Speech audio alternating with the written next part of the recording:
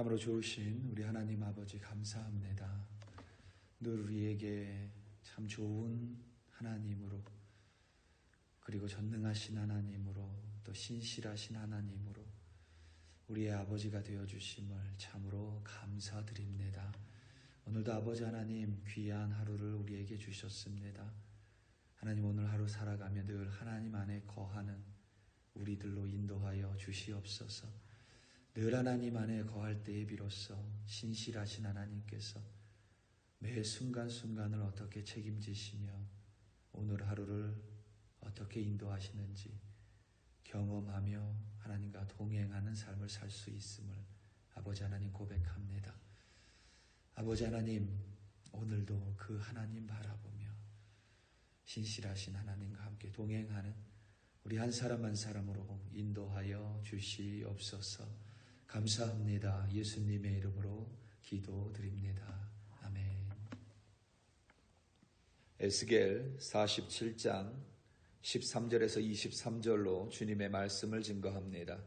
우리 다 함께 보시겠습니다. 능력받는 새벽기도, 응답받는 새벽기도, 성령과 함께하는 새벽기도. 할렐루야. 아멘.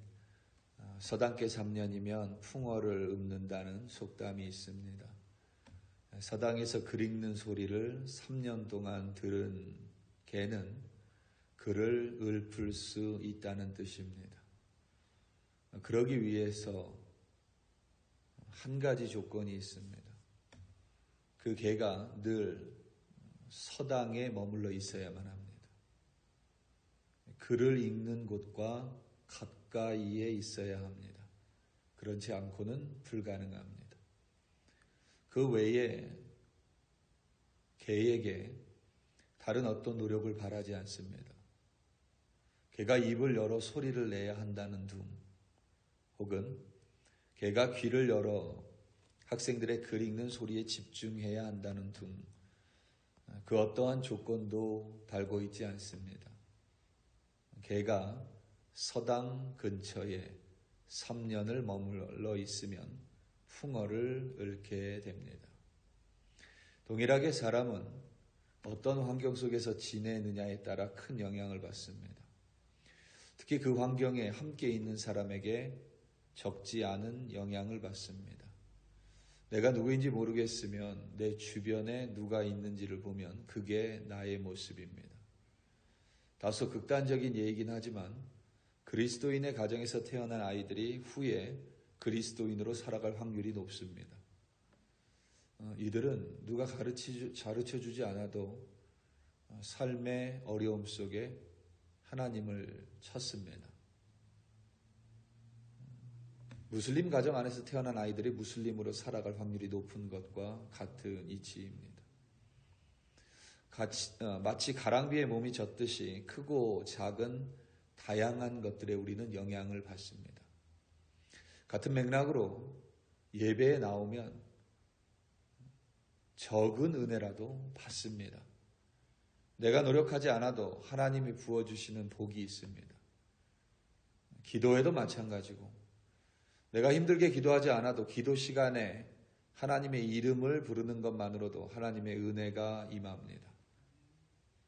찬양을 하지 않아도 다른 이의 찬양 소리에 내 마음에 감격이 생길 때가 있습니다. 물론 적극적으로 예배하고 기도하고 찬양하며 하는 사람과는 분명히 차이가 있습니다. 열심으로 노력하는 사람과 차이가 없다고 말하는 것은 아닙니다. 하지만 그렇지 않더라도 혹은 그렇지 못하더라도 그 자리에 있는 것만으로 하나님의 은혜가 임합니다. 비가 오는데 컵을 바로 세우는 것만으로도 컵에 어느 정도의 물은 차기 마련입니다. 하나님은 에스겔에게 성전에서 흘러나오는 물을 보여주십니다. 새 성전에서 흘러나오기 시작한 물은 동쪽으로 흘러 이스라엘 온 땅을 적십니다.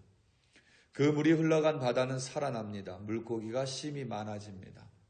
그 물 주변으로는 나무가 살아나고 잎이 풍성해집니다. 그 물이 적신 땅은 소생합니다. 황무지와 광야가 푸른 초장으로 초원으로 변해갑니다. 나무가 열매를 맺습니다. 그 잎사귀는 약초가 됩니다. 그렇게 다시 살아난 땅을 하나님은 이스라엘 백성에게 나눠주셨습니다. 그 땅에서 살아가라는 의미입니다. 하나님은 그 땅을 이스라엘 백성에게 팔지 않았습니다. 그리고 하나님은 이스라엘 백성에게 그 땅을 팔라고 명령하지도 않으셨습니다.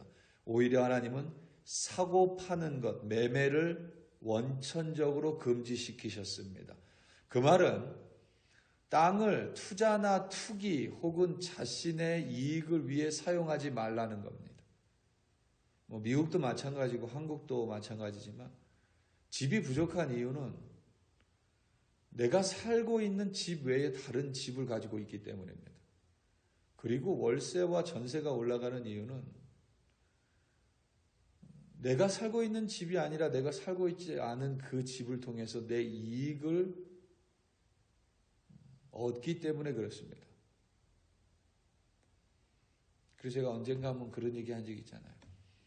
전세값을 잡는 이유는 잡는 방법은 간단합니다. 미국은 전세값이 없지만 월세값이라고 할 수도 있겠죠.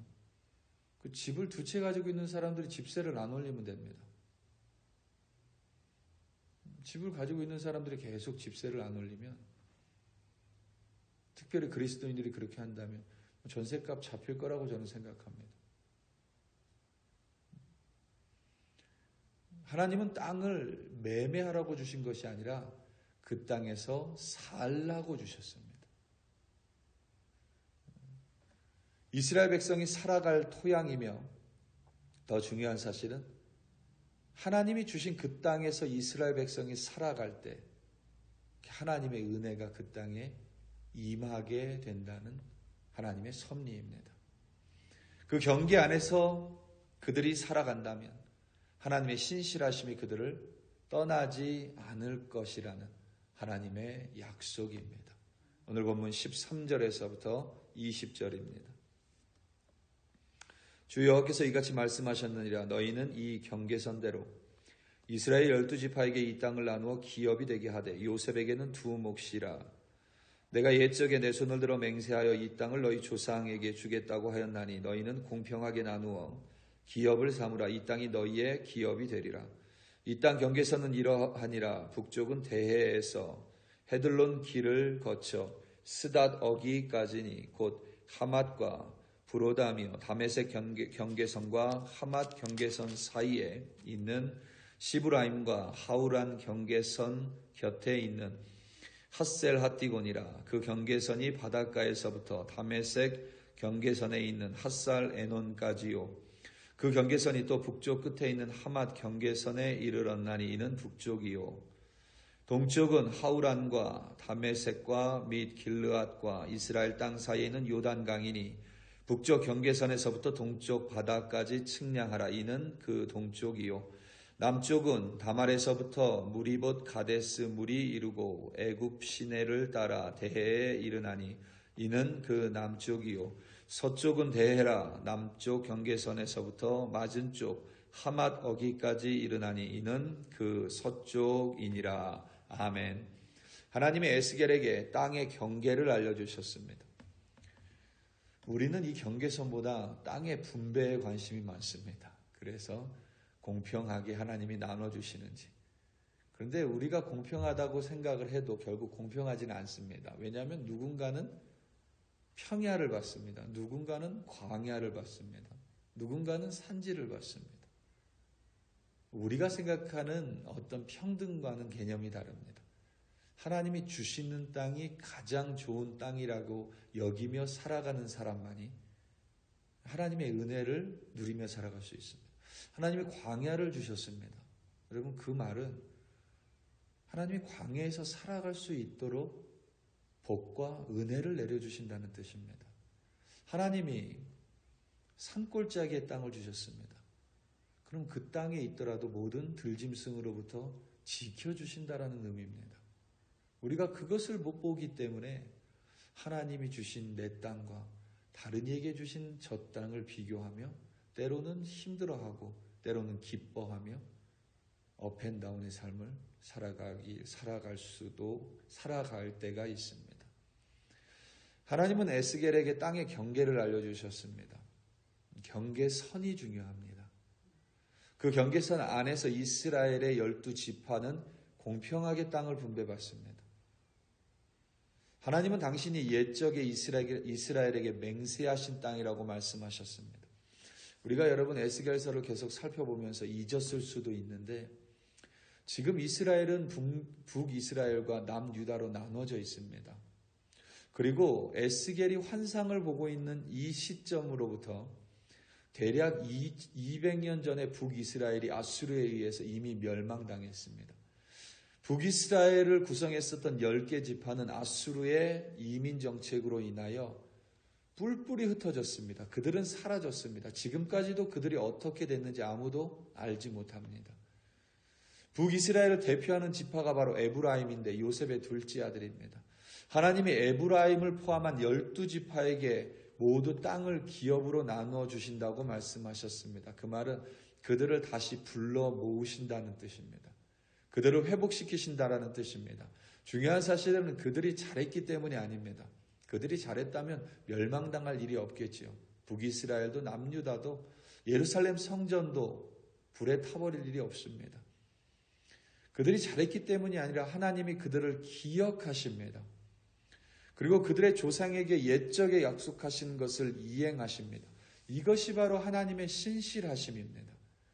시간이 얼마가 지날지 모르지만 하나님의 신실하심은 그의 약속의 말씀과 그의 역사하심이 명확하게 일치합니다.